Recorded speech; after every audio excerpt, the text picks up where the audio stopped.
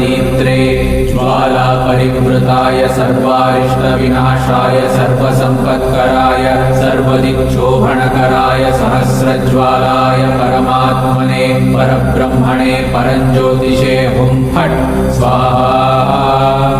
ॐ श्रीं ह्रीं ऐं क्लीं कृष्णाय गोविन्दाय गोपीजनवल्लभाय दीप्त्रे ज्वाला परिवृताय सर्वारिष्टविनाशाय सर्वसम्पत्कराय सर्वदिक्शोभनकराय सहस्रज्वालाय परमात्मने परब्रह्मणे परञ्ज्योतिषे हुं फट् स्वाहा।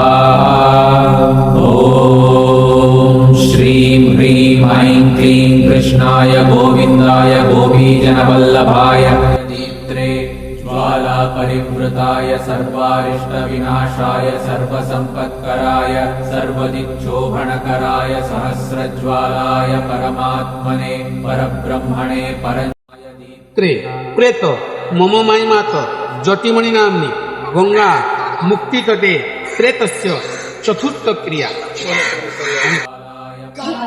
नाड़ी सर्वनाड़ी सप्तम पिंड ते मया देते तो प्रतिष्ठितां ते।